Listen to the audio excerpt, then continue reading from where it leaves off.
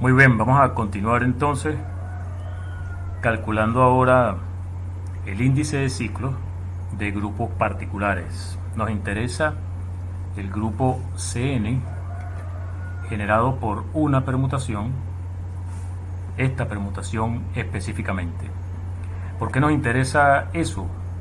Recuerda que estamos estudiando problemas de conteo y nos interesa, por ejemplo, resolver problemas en los que hace falta analizar el grupo de simetrías de un polígono. Entonces, supongamos que tenemos un polígono que tiene n lados, 1, 2, 3, etcétera, hasta este que sería el n. Y supongamos que en el problema que estamos estudiando, entre las simetrías, nos interesa solamente las rotaciones. Es decir, no se vale hacer reflexiones. Las simetrías que vamos a considerar son solamente las rotaciones. Entonces, en ese caso, la rotación que manda el 1 al 2, el 2 al 3, el 3 al 4, etcétera, hasta el n, esa rotación, que es la que estamos llamando tau aquí, es la que me va a generar el grupo, que lo estamos llamando Cn por el grupo cíclico de orden n. Entonces vamos a analizar cómo sería el índice de ciclos para ese grupo específico, para un grupo cíclico de orden n, específicamente dado por la permutación que es este n ciclo que está aquí. Entonces lo que vamos a hacer es analizar cómo nos va a quedar el índice de ciclos para ese grupo específico. Vamos a utilizar hechos que tienen que ver con los grupos cíclicos. Si G es un grupo cíclico, como es en este caso, Cn, grupo cíclico de orden n, una característica que tienen los grupos cíclicos es que para cada divisor de n va a haber exactamente phi de d. Recuerda que phi de d es la función de Euler que te dice cuántos números primos relativos hay menores que d. Hay phi de d elementos en el grupo que tienen orden exactamente d. Esa es una característica que tienen los grupos cíclicos. Grupo cíclico de orden n, para cada número d que divida a n, hay exactamente phi de d elementos en Cn que tienen orden d. Ok, entonces vamos a analizar lo que ocurre con esas permutaciones que están allí en ese grupo. Estamos llamando tau al generador del grupo, entonces los elementos de allí tienen que ser tau elevado a la algo, tau a la i. Son los elementos que están acá, en ese grupo que nos interesa. Otro resultado que vamos a utilizar, y está relacionado con una de las preguntas que apareció en el examen, si ustedes respondieron esa pregunta en el examen, tendrán claro que esos elementos tienen la forma, ese tau a la i va a ser precisamente tau elevado a la, digamos, k multiplicado por n sobre d, si d es un divisor de n, y además k es primo relativo con d. Esto tiene que ver con un ejercicio que salió en el examen. Si ustedes resolvieron ese ejercicio en el examen, entonces tendrán claro esto. Los elementos de acá, los generadores, tienen esta forma. ¿Ok? Ahora lo que nos interesa es el tipo. Vamos a analizar cómo debería ser el tipo de los objetos que son de esta forma. Para eso vamos a hacer lo siguiente. Digamos que tenemos un elemento así, un tau a la i, y vamos a suponer que m es la mínima longitud que tiene un ciclo cuando descomponemos esa permutación tau i, o sea, tau a la i, cuando la descomponemos como producto de ciclos. Esto que estoy escribiendo acá son los ciclos en los que se descompone tau elevado a la i. Entonces estamos suponiendo que m es la mínima longitud que puede tener un ciclo en esa descomposición de tau a la i. M es el mínimo. ¿Ok?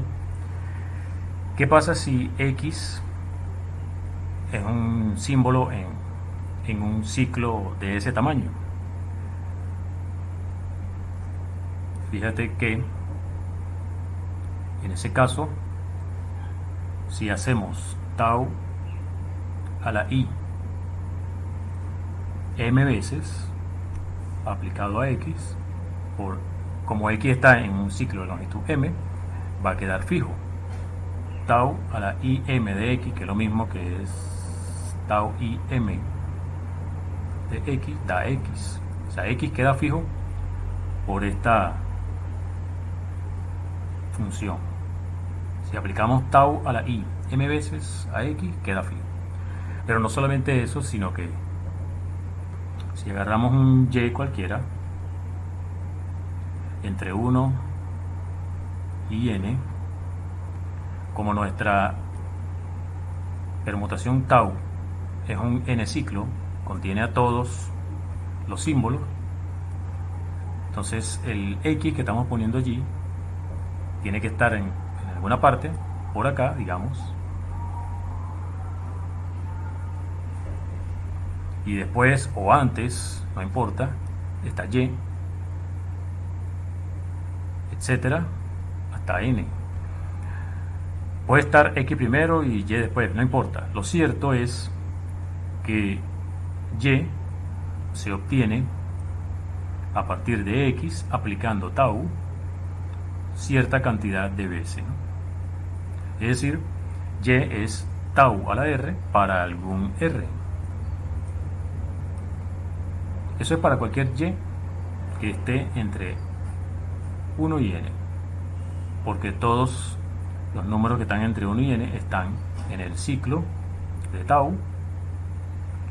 Así que como x también está, entonces y se obtiene aplicando tau cierta cantidad de veces a x. ¿Qué pasa si a esa y le aplicamos esta misma permutación, tau a la i m veces aplicado a y? ¿Qué será? Será tau a la i m aplicado a y, pero y estamos diciendo que es tau a la r de x, es decir, como estas son potencias de tau, es lo mismo que decir tau a la r, tau a la i m de x. Pero tau a la i m de x dijimos que era x, y tau a la r de x es y. O sea,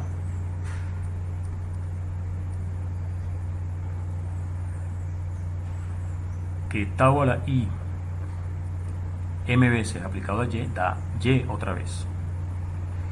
Quiere decir que yo le aplico tau a la i m veces a y y me da y. O sea que y también está en un ciclo cuya longitud es un múltiplo de m. Y está en tau a la i en un ciclo cuya longitud es en principio un múltiplo de m, pero como estamos suponiendo que m es el mínimo, entonces tiene que ser exactamente m. O sea, y está en un ciclo que tiene longitud m. Pero fíjate que y era arbitrario. Ese y lo agarramos arbitrariamente. ¿Dónde está? Aquí. Y es cualquier número entre 1, 2 y n. O sea que todos los elementos desde 1, 2 hasta n están en un ciclo de longitud m. Conclusión: todos los ciclos de tau a la i, todos sus ciclos tienen longitud m, tienen la misma longitud. O sea, tau a la i es un cierto ciclo de longitud m por otro ciclo que también es de longitud m por otro ciclo, etcétera. Son puros ciclos de longitud m. Y si tau a la i tiene orden d,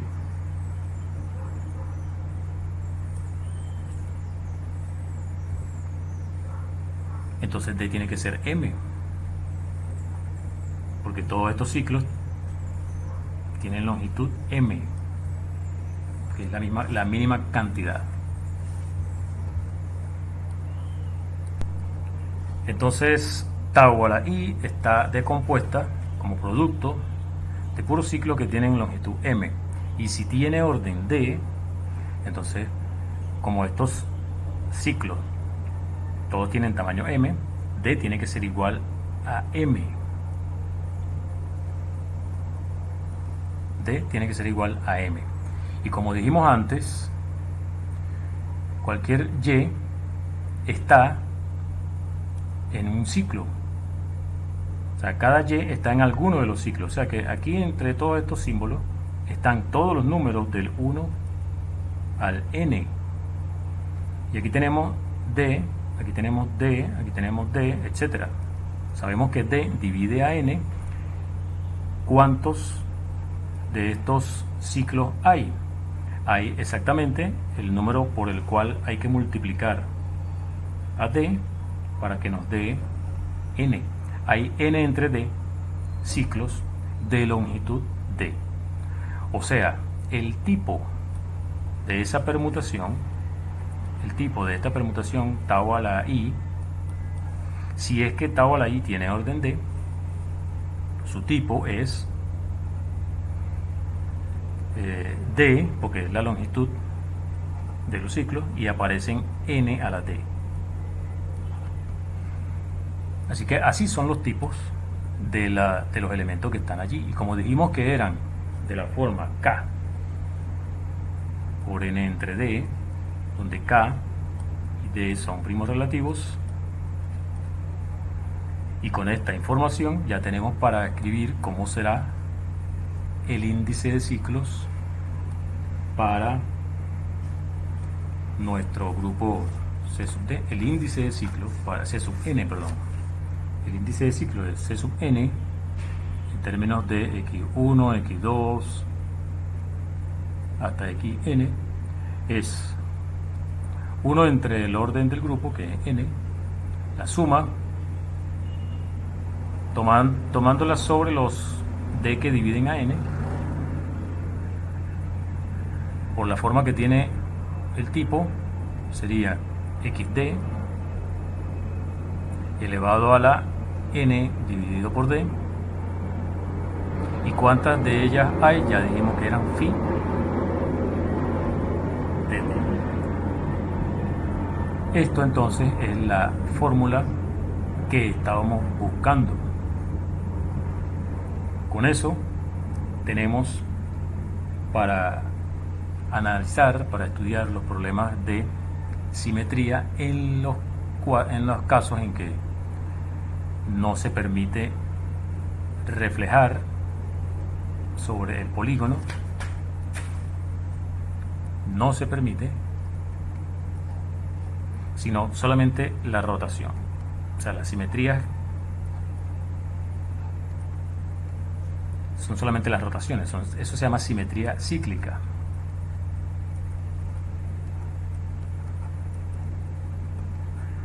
Entonces estamos hablando de que el grupo es el grupo cíclico generado por esa permutación en particular, y según el análisis que hemos visto, el índice de ciclos para ese grupo de simetrías es este de acá. Recuerda que phi de D es la función phi de Euler. Eso en cuanto a el problema en el que no se permiten reflexiones, solamente rotación. Eso es lo que se llama simetrías cíclicas. Ahora vamos a ver el caso más general. Vamos a suponer que en el problema sí se permite reflejar, se permite hacer reflexiones. Entonces, dependiendo de la paridad de n, vamos a tener situaciones. Si n es par, vamos a suponer que la mitad de n, vamos a llamarla n'. En el caso en que n es par del polígono del que estamos hablando, digamos que tenemos aquí este lado, aquí va el 1, aquí el 2, 3, etcétera. Como es par, la situación va a quedar de esta forma. Por aquí va a estar n' justamente, aquí va a estar n' más 1, este sería n' menos 1, etcétera, etcétera por aquí. Este sería, el último sería n, este sería n menos 1, etcétera. Este es nuestro polígono, y entonces tenemos que analizar, además de las rotaciones. Ya tenemos las rotaciones, vamos a seguir llamando tau a la rotación que manda el 1 al 2, el 2 al 3, etcétera. Entonces tenemos el Cn, que sería el grupo generado por tau. Eso nos da todas las rotaciones. Eso ya lo hemos manejado. Ahora estamos incluyendo las reflexiones, que en el caso en que n es par, tenemos que considerar reflexiones de este tipo. Vamos a llamar sigma a la permutación que corresponde a esa reflexión. ¿Qué hace esa permutación? Si la descomponemos como producto de ciclos, sería el 1 a n y n a 1, el 2 a n menos 1 y n menos 1 a 2, el 3 a n menos 2, etcétera, hasta n',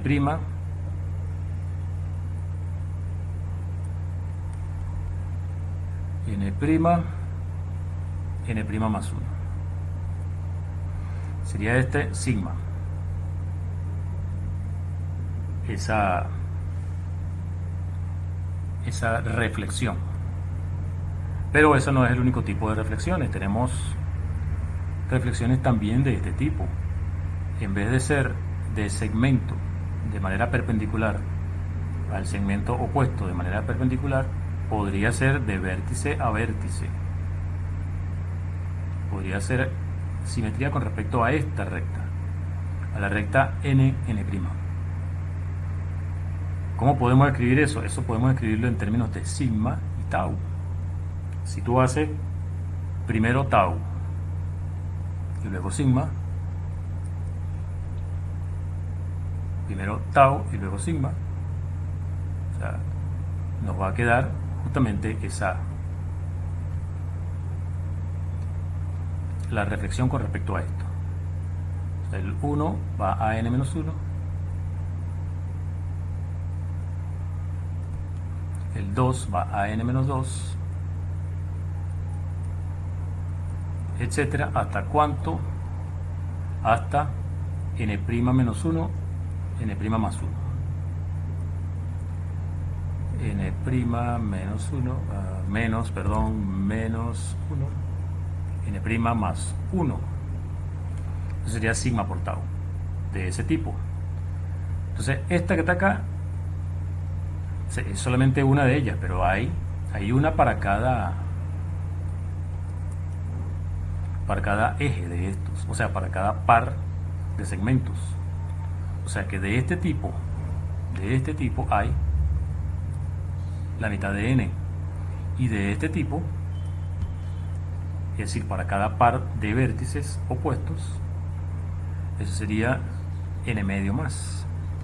Hay n medios de este tipo y hay n medios de este tipo. Fíjate que las que son de este tipo, sigma, de tipo sigma, no dejan fijo a ninguno. Las que son de este tipo dejan fijo a dos vértices, ¿no? Entonces vamos a escribir los tipos. ¿Cómo serán los tipos? Ya sabemos que las de esta están calculadas porque el sig de Cn es el que hicimos anteriormente. Nos interesan los tipos de esta para contarlos y así escribir el índice de ciclos para el grupo del que estamos hablando. Estamos hablando del grupo D sub 2n, las simetrías de un polígono de longitud n. Ok, entonces, bueno, eso en el caso par, que tenemos que analizar el caso n impar. Entonces hay n medios de esta y n medios de esta. ¿Eso qué significa? Significa entonces que si de D sub 2n, x1, x2 hasta xn es igual a ¿qué cosa? Bueno, 1 sobre 2n, que es el orden de ese grupo, que multiplica a las que corresponden a las rotaciones que ya dijimos era la suma con d dividiendo a n phi de d x sub d a la n partido por d más las otras que acabamos de calcular. Hay n medios que son de tipo x2, porque son dos ciclos, y hay n medios. Esas corresponden a las que son del mismo tipo de sigma. Las que tienen el mismo tipo de sigma son las que acabamos de escribir aquí. Es este término en el índice de ciclo, más n medios que son de este otro tipo. Fíjense que de este otro tipo, estas sí dejan fijo, o sea que aparece un x1 aquí, o sea que si tienen unos ciclos. Tenemos ese x1 allí, como son dos, x1 a la 2, y los otros son dos ciclos, que son los que corresponden a estos. Son dos ciclos. ¿Y cuántos hay? Bueno, en la mitad de n menos 1. Ese es el índice de ciclos para D sub 2n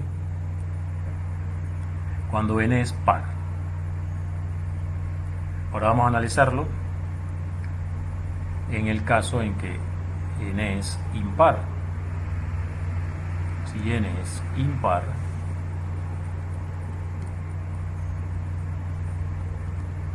ahora vamos a llamar el n', bueno, n' multiplicado por 2 más 1 es lo que da n. ¿Cómo quedaría el dibujito? Ya sabemos que tenemos las rotaciones, ahora nos interesa ver cuáles son las reflexiones. Nuestro dibujito nos va a quedar así ahora. Aquí va n, aquí va n menos 1, 3, etcétera. Pero como n es impar, ya no nos va a quedar segmento contra segmento, sino segmento contra vértice. Aquí sería n', aquí sería n' menos 1, etcétera. Sería n' más 1, etcétera. n menos 2, hasta llegar a n. Y estamos hablando entonces de la simetría con respecto a rectas de este tipo. Van de un segmento desde el punto medio de un segmento perpendicularmente directamente hacia el vértice opuesto. ¿Cuántas de esas hay? Bueno, cuéntalo con los vértices. Hay n de ese tipo. Ya tenemos, como dijimos antes, tenemos las que corresponden a tau, que son las rotaciones, Cn, que es el grupo cíclico generado por tau, las que corresponden a esta, que ya sabemos cómo contar, ya sabemos cómo decir, cómo expresar, cómo escribir el índice de ciclos, y nos falta entonces analizar, llamemos a sigma otra vez, a la permutación. ¿Qué hace la permutación? Manda el 1 a n y el n al 1, el 2 al n-1 y el n-1 al 2, el 3 al n-2, así sucesivamente hasta n menos 1, n más 1, n menos 1,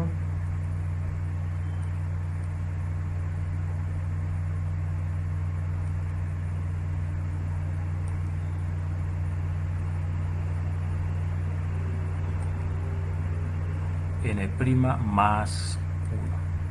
Sería de esta forma. Y esta deja fijo solamente a n' en este caso. Entonces hay n que son de este tipo.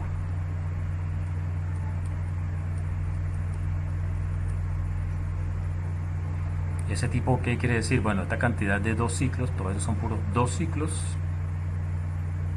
Esta cantidad de 2 ciclos. Y hay un 1 ciclo. Eso nos va a dar entonces el sig de d sub 2n, x1, x2, hasta xn. ¿Qué cosa es? Bueno, como dijimos antes, 1 entre 2n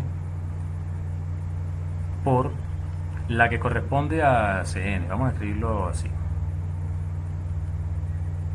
que ya sabemos cómo es la formulita, no lo voy a escribir de nuevo, más la que me interesa ahora. Hay n de este tipo, sería n, y ese tipo quiere decir, como deja fijo uno de ellos, sería x1, hay un 1 ciclo, los otros son 2 ciclos. ¿Y cuántos hay? Bueno, hay n-1 entre 2.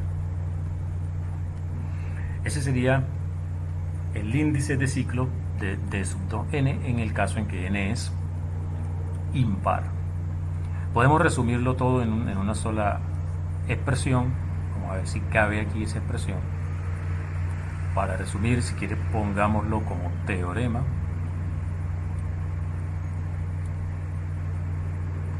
Pongámoslo como teorema.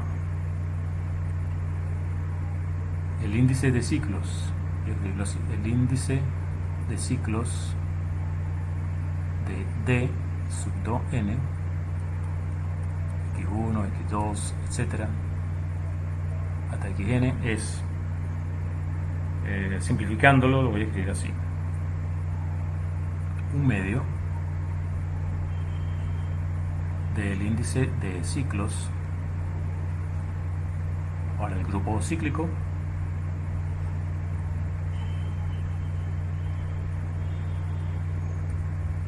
más,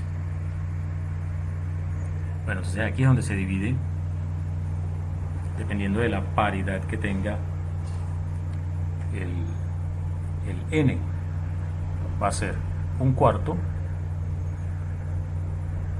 de x2 a la n medios más x1 al cuadrado. Este un cuarto multiplica a ambos términos, x2 a la n medios menos 1. Esto,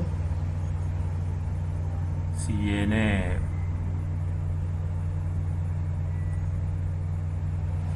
es par,